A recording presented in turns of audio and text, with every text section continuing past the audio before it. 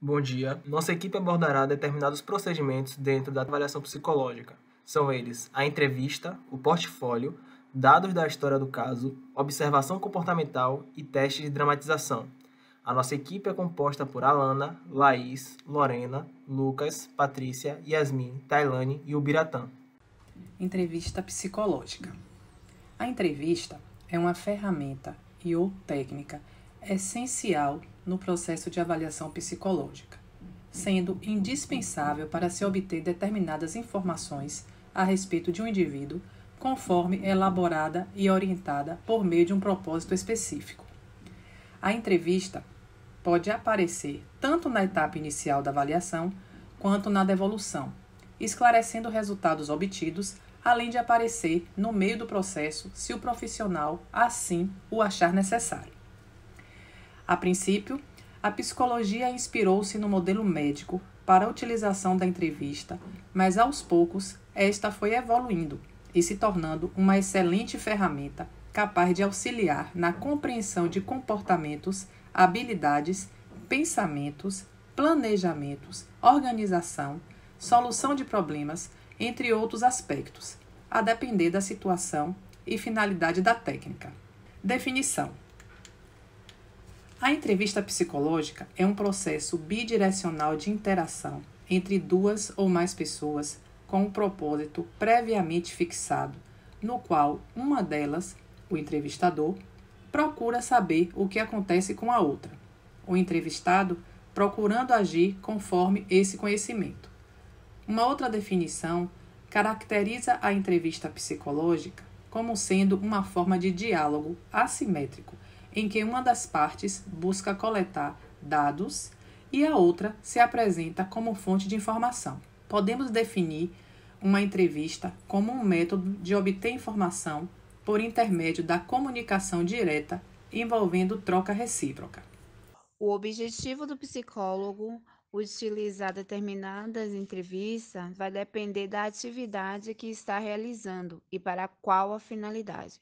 E aí nós podemos classificar as entrevistas como diagnóstica, que essa tem como finalidade ela estabelecer o diagnóstico e o prognóstico do paciente e indicar a terapia adequada para ele. E quase sempre ela é parte ampla de um processo da avaliação clínica. Nós temos também a devolutiva, que ela serve para esclarecer os resultados de um candidato que não passou na entrevista, pode ser essa entrevista devolutiva. A intervenção psicoterápica, ela coloca em prática estratégias de intervenção para acompanhar o paciente e auxiliar as dificuldades dos processos da terapia.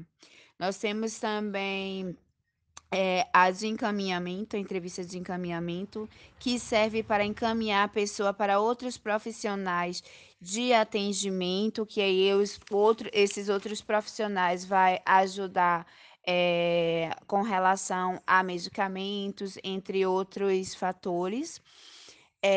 Temos também a entrevista de seleção ou avaliação de pessoal, que ela serve para selecionar ou promover de forma estratégica os profissionais qualificados para determinada atividade ou cargo. E temos também as entrevistas de pesquisas, que ela serve para coletar dados de acordo com o objetivo da pesquisa. E o mais interessante é que essas entrevistas elas podem ser classificadas de 3 formas, como estruturada, semi-estruturada e não estruturadas.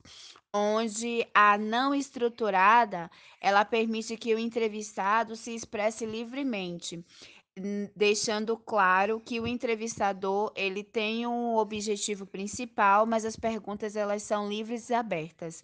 A semi-estruturada, ela tem um roteiro construído e a partir do objetivo da entrevista.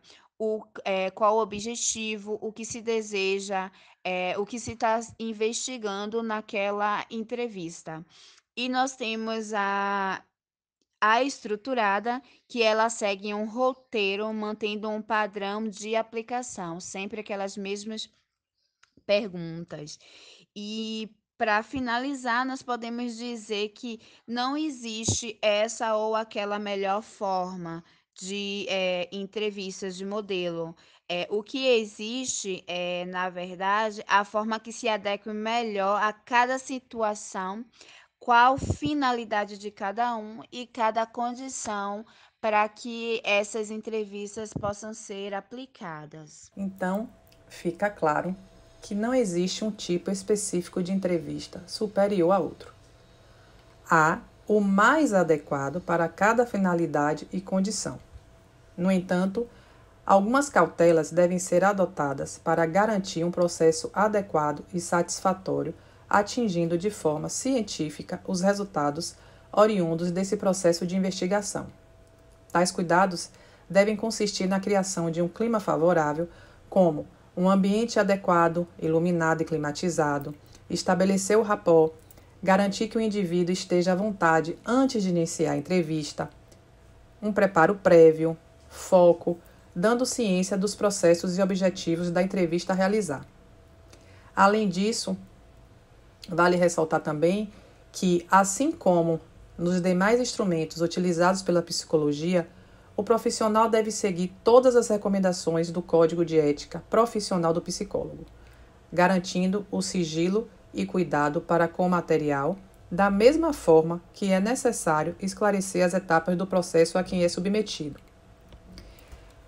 E para finalizar, a gente nota também que a entrevista é um dos mais importantes instrumentos para a coleta de informações que o psicólogo tem à sua disposição, pois é um instrumento que pode ser utilizado nos mais diversos contextos, podendo facilmente ser adequado às necessidades de cada caso, desde que os devidos cuidados sejam tomados, sem perder a sua validade científica.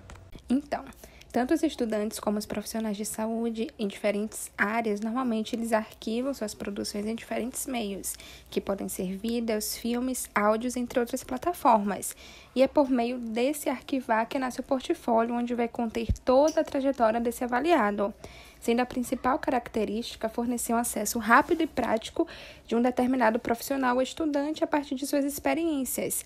E com esse portfólio, a gente pode ter uma visão ampla sobre as habilidades, qualificações e experiências da pessoa analisada, como também pode auxiliar no desenvolvimento de habilidades para avaliar o próprio trabalho e o próprio desempenho, ou seja, uma autoavaliação. E é por meio desse portfólio também que a gente pode ver a organização mental do avaliado. Um dos exemplos que eu posso estar trazendo sobre o portfólio é a contratação de um professor, pois através do portfólio desse profissional podemos perceber diversos tipos de documentos, como o plano de aula, como também o auxílio visual desenvolvido especialmente para determinada matéria, enfim. Com isso, percebemos que o portfólio são arquivos essenciais para aqueles que querem tomar uma decisão importante. Dados da história de caso. Tem como objetivo reunir informações para compor a descrição dos acontecimentos e do indivíduo de forma com que esse documento colabore no estudo ou investigação do caso.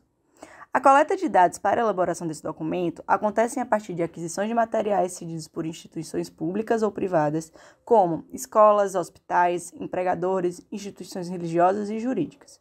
Os tipos de documentos que podem ser coletados são fotos, álbuns, cartas escritas, arquivos de vídeo, desenhos, artes e tudo que pode ser analisado e adicionado ao caso. A partir disso, a gente desenvolve um estudo de caso, que é a reunião de todos os documentos formando um relatório ou narrativa ilustrativa sobre algo ou alguém, baseando-se nos documentos coletados. É considerado uma investigação empírica. A função do estudo de caso é servir de modelo referencial para um trabalho, produzindo conhecimento aprofundado sobre algo específico. Agora irei falar sobre a observação comportamental. A observação comportamental, como é utilizada por profissionais da avaliação, pode ser definida como monitoração das ações dos outros ou de si mesmo por meios visuais e eletrônicos, ao mesmo tempo em que registra as informações quantitativas e ou qualitativas relativas a essas ações. A quantitativa tem enfoque sistemático experimental e é mais precisa. No entanto, a qualitativa tem enfoque naturalístico e é mais complexa. A observação comportamental como auxílio para planejar a intervenção terapêutica tem se mostrado ser extremamente útil em vários ambientes institucionais. Na prática, a observação comportamental, em especial a naturalista, tende a ser usada com mais frequência pelos pesquisadores em ambientes como sala de aulas, clínicas, prisões e outros tipos de contextos nas quais os observadores têm acesso fácil aos avaliandos, pois para profissionais privados, em geral, não é prático ou economicamente viável passar horas fora do consultório observando clientes enquanto eles seguem suas vidas diárias. Contudo, há alguns profissionais de saúde mental que encontram um grande valor na observação comportamental de seus pacientes, fora do ambiente institucional. Nesse contexto, um instrumento de avaliação que se baseia muito na observação comportamental, como o teste de habilidades para fazer compras no supermercado, pode ser extremamente útil. A observação comportamental é empregue frequentemente como um auxílio diagnóstico em vários contextos, como unidades de pacientes internados, laboratórios de pesquisa comportamental e salas de aula, mas pode ser usada para fins de seleção ou colocação em contextos corporativos ou organizacionais. Nesses casos, pode ser utilizada como auxílio para identificar pessoas que melhor demonstrem as capacidades requeridas para uma determinada tarefa ou trabalho. Às vezes, os pesquisadores se aventuram fora das fronteiras das clínicas, das salas de aula, dos locais de trabalho e dos laboratórios de pesquisas, a fim de observar o comportamento de seres humanos em um ambiente natural, ou seja, um ambiente no qual normalmente se esperaria que o comportamento ocorresse. Essa variedade de observação comportamental é dominada por observação naturalista. Teste de dramatização. O teste de dramatização é um tipo de instrumento que usa da interpretação para avaliar as capacidades do indivíduo.